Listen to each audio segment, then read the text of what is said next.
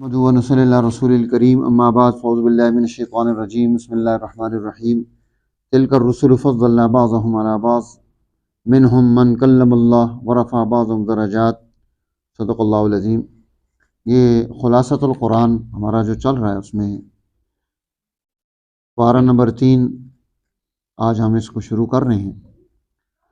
حضور نبی اکرم صلی اللہ علیہ وسلم اور آپ کی جو جماعت ہے انبیاء، یہ جماعت اللہ کے ہاں مراتب اس کے الگ الگ ہیں اور ہر ایک کی اپنی شان ہے۔ کسی نبی کو کسی دوسرے نبی کی وجہ سے تصحیق کرنا اس کی، یہ ہمارے دین میں منع ہے کہ آپ کسی کے ساتھ مذاق نہیں کر سکتے۔ اور فضیلت اللہ نے انبیاء علیہ السلام کو الگ الگ دی ہے، اور ہر نبی کو اللہ تعالیٰ نے اپنی ایک شان عطا کی ہے، جس شان اور مقام اور مرتبے میں وہ دوسروں سے ممتاز ہے۔ اور سب سے زیادہ فضیلت وہ حضور نبی اکرم سرور دو عالم صلی اللہ علیہ وسلم کو ہے۔ اور آپ کی فضیلت کی جو وجہ ہے وہ یہ ہے کہ آپ تمام انسانیت کے رسول بن کر آئے ہیں۔ کوئی نبی اپنے محلے کا نبی ہے، کوئی نبی جو ہے وہ ایک شہر کا نبی ہے، کوئی ایک گاؤں کا نبی ہے، کسی نبی کو 2 شہر دیے گئے، کسی کو 1 ملک عطا کیا گیا۔ اور حضور نبی اکرم سرور دو عالم صلی اللہ علیہ وسلم، آپ کی نبوت کا خاصہ یہ ہے کافۃ للناس، آپ تمام انسانیت کے لیے رسول بنا کر بھیجے گئے۔ اس لیے جب آپ سب کے لیے رسول ہیں تو آپ کا دکھ بھی زیادہ ہے۔ جس طرح خود آپ صلی اللہ علیہ وسلم نے یہ بات ارشاد فرمائی ہے کہ ہر نبی کو ستایا گیا، آزمائش اس پر آئی، اور میری آزمائش سب سے زیادہ ہے۔ اب آپ کی آزمائش کیوں سب سے زیادہ ہے؟ اس لیے کہ آپ غور زیادہ لوگوں کے بارے میں کرتے ہیں، آپ کو ٹینشن زیادہ لوگوں کی ہے۔ اسی لیے تو اللہ جل جلالہ آپ کو بار بار منع کرتا ہے، کوئی 70 سے زیادہ مرتبہ قرآن حکیم میں منع کیا آپ کو کہ آپ اپنے آپ کو گال نہ دیں، آپ اندر اندر سے کڑتے نہ رہیں کہ یہ لوگ ایمان کیوں نہیں لے کر آتے، یہ ہدایت کے راستے پر کیوں نہیں کھڑے ہوتے۔ اب ایک باپ جو ہے وہ اپنے 4 5 10 آدمیوں کے بارے میں سوچ رہا ہوتا ہے تو اس کی کڑنتی ہے۔ اب یہ دائرہ جتنا بڑھتا جائے گا کڑن بڑھتی جائے گی، جب کڑن بڑھے گی ٹینشن بڑھے گی تو اسی اعتبار سے اس کی فضیلت بھی بڑھے گی۔ اب آپ جیسے دیکھیں کہ ایک آدمی محلے کی مسجد میں نماز پڑھتا ہے، ایک جامع مسجد میں نماز پڑھتا ہے، محلے کی مسجد کی نماز سے زیادہ فضیلت جامع مسجد کو ہے۔ ایک آدمی مسجد نبی شریف میں نماز پڑھ رہے ہیں، اس کی فضیلت اس سے بھی زیادہ ہے۔ ایک آدمی بیت اللہ الحرام میں نماز پڑھتا ہے، تو جتنی اس کی تکلیف بڑھ رہی ہے اتنا اس کا اجر اور مرتبہ اور مقام بھی بڑھ رہا ہے، اور جتنا وہ مرکز دین کے قریب ہو رہا ہے اتنا جو ہے اس کا درجہ بڑھ رہا ہے۔ اللہ تعالیٰ نے انبیاء علیہ السلام کو الگ الگ درجے عطا کیے۔ فرمایا من کلم اللہ، کچھ تو وہ ہیں جن سے اللہ نے کلام کیا ہے۔ اب حضرت سیدنا موسیٰ علیہ السلام کی خوبی تھی، آپ کو کلیم اللہ اسی لیے کہا جاتا ہے کہ آپ جب چاہتے وہ ڈائریکٹ ڈائلنگ ہے، جب چاہتے فوراً اللہ سے بات کر لیتے، اچھا ادھر سے بھی فوراً جواب آ جاتا۔ اللہ تعالیٰ نے حضرت سیدنا موسیٰ علیہ السلام کے ساتھ باتیں کی ہیں، قرآن حکیم نے ان باتوں کا تذکرہ کیا ہے۔ آپ جب سورہ طٰہٰ میں پہنچیں گے تو وہ باتیں جو ہیں ان کا تذکرہ بھی آئے گا۔ انی انا اللہ، میں اللہ ہوں، فخلع علیک، اپنی جوتیاں اتار دے، انک بالوادی المقدس طویٰ، تو مقدس وادی طویٰ میں پہنچ چکا ہے۔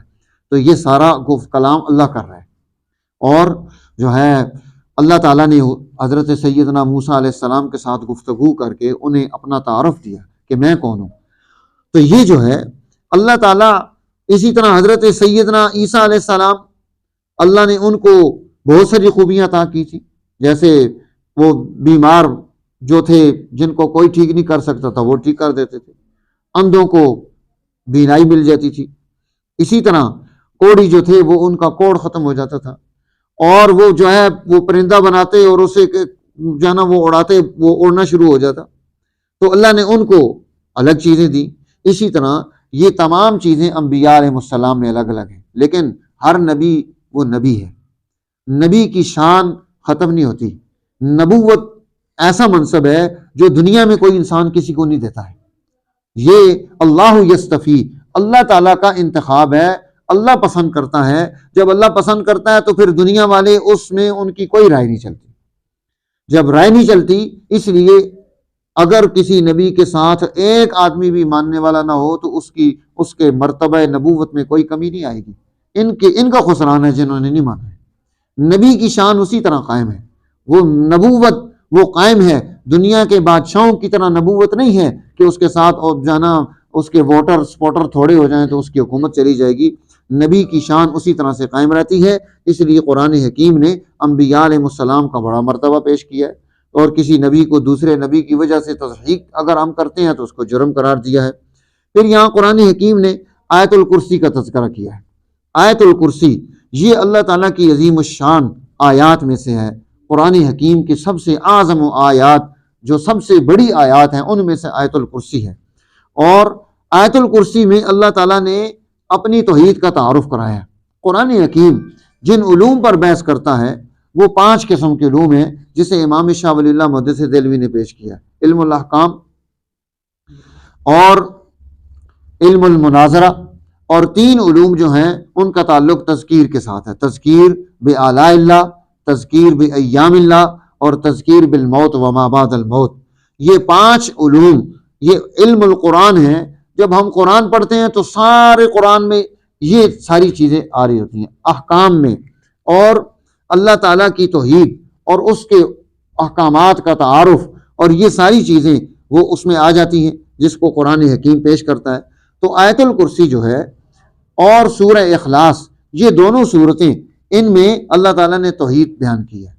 حضرت امام انقلاب مولانا عبید اللہ سندھی رحمۃ اللہ علیہ فرماتے ہیں کہ سورہ اخلاص میں جو اللہ تعالیٰ نے توحید پیش کی ہے وہ عام انسانوں کے لیے ہے، اور آیت الکرسی میں جس توحید کا تذکرہ کیا ہے وہ پڑھے لکھے طبقے کے لیے ہے، کہ وہ اگر اللہ کا تعارف حاصل کرنا چاہتا ہے تو ہم اس کے سامنے آیت الکرسی پیش کریں گے، اور اس میں جو اللہ تعالیٰ کی شان، اس کا مرتبہ، اس کے علوم، اس کی وسعتیں، اس کی طاقت، اس کا احاطہ، اور وہ ساری چیزیں جو پیش کی گئی ہیں، جب وہ ان پر غور کرے گا تو وہ سمجھے گا کہ ہاں واقعی اللہ تعالیٰ کی ذات ایک عظیم ذات ہے. تو اس کی اپنی برکات بھی ہیں اور اس کی فضیلتیں بھی ہیں. اور آیت الکرسی کو جب آپ پڑھتے ہیں تو اس کے اثرات بھی زندگی میں ظاہر ہوتے ہیں. اسی لیے ہر نماز کے بعد اس کو پڑھنے کا حکم دیا کہ اس کو پڑھا جائے، اور اسی طرح رات سوتے وقت اس کو پڑھا جائے، اپنے کاروبار پر، چیزوں پر اس کو پڑھا جائے. حضرت ابو ہریرہ رضی اللہ تعالیٰ عنہ کی مشہور حدیث ہے کہ آپ صلی اللہ علیہ وسلم نے ان کو نگران بنایا ایک جو ہے جگہ پر کہ یہ بیت المال کا سامان آیا ہے، تم نے اس کی نگرانی کرنی ہے. رات کو وہ چوکیداری کر رہے ہیں، دیکھا کہ ایک آدمی سامان چوری کر رہا ہے، پکڑ لیا. اس نے محنت شنت کی، انہوں نے چھوڑ دیا. پھر دوسری رات کو صبح حضور علیہ السلام نے پوچھا، ہاں ابو ہریرہ تیرے وہ رات والے چور کا کیا ہوا؟ انہوں نے کہا یا نبی اللہ، اس نے بڑی محنت کی تھی، میں نے چھوڑ دیا. تو آپ نے فرمایا کہ وہ پھر آئے گا. دوسری رات وہی ہوا، وہ پھر آ گیا. پھر اس نے بڑی محنت سماجت کی تو حضرت ابو ہریرہ نے پھر چھوڑ دیا. صبح حضور علیہ السلام پھر پوچھتے ہیں، ہاں ابو ہریرہ وہ رات والے تیرے چور کا کیا ہوا؟ کیا نبی اللہ، اس نے بہت لجاجت کی تھی، بڑی محنتیں کی تھی، تو مجبوراً میں نے چھوڑ دیا. آپ نے فرمایا پھر آئے گا. تیسری رات کو پھر آ گیا. آپ نے پکڑ لیا، کہا اب میں تجھے نہیں چھوڑتا، صبح حضور علیہ السلام کی مجلس میں تجھے پیش کروں گا، تو 2 دن سے تنگ کر رہا. تیسرے دن پھر آ گیا. اس نے کہا دیکھو میں تمہیں ایک بڑی زبردست بات بتاتا ہوں، اگر تم مجھے چھوڑ دو. اب وہ لوگ علم حاصل کرنے کے حریص تھے، تو اس نے کہا کہ اگر آپ اپنی چیزوں پر جو ہے نا آیت الکرسی پڑھ دیں تو شیطان کی تاثیر وہاں سے ختم ہو جاتی ہے. اب انہوں نے علم حاصل ہو گیا تو انہوں نے اس کو چھوڑ دیا. حضور علیہ السلام نے صبح پھر پوچھا. ابو ہریرہ رضی اللہ تعالیٰ نے فرمایا نبی اللہ، اس نے مجھے یہ بات بتائی تھی تو میں نے چھوڑ دیا. آپ نے فرمایا صدقہ، بات ٹھیک کر رہا ہے لیکن ہے خود جھوٹا. اور وہ جھوٹا کون ہے؟ کہ وہ خود شیطان تھا، اور وہ تمہیں سمجھا کے گیا کہ اس آیت مبارکہ کو پڑھنے سے اس کی تاثیر یہ آئے گی کہ زندگی سے شیطان کے اثرات ختم ہو جائیں گے.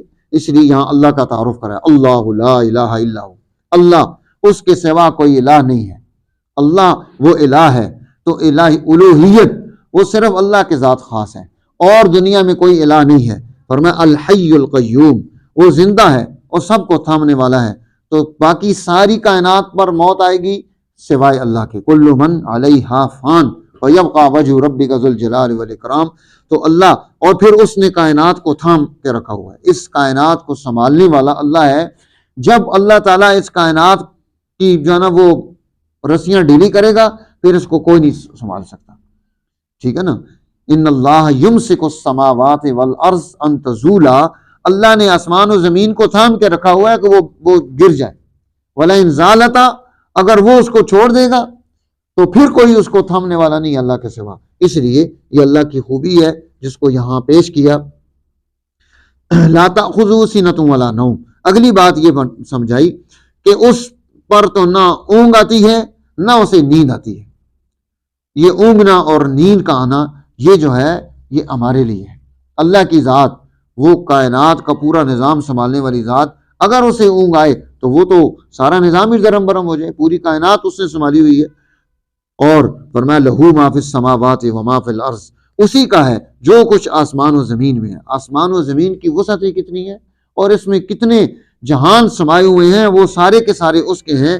من ذا الذی یشفع عندہ الا باذنہ، ایسا کون ہے جو سفارش کرے اس کے پاس مگر اجازت سے، یعنی اللہ کی اجازت کے بغیر وہاں کوئی سفارش نہیں کر سکتا۔ یعلم ما بین ایدیہم وما خلفہم، جانتا ہے جو کچھ مخلوق کے روبرو ہے اور جو کچھ ان کے پیچھے ہے، وہ سب کچھ اس کو جانتا ہے۔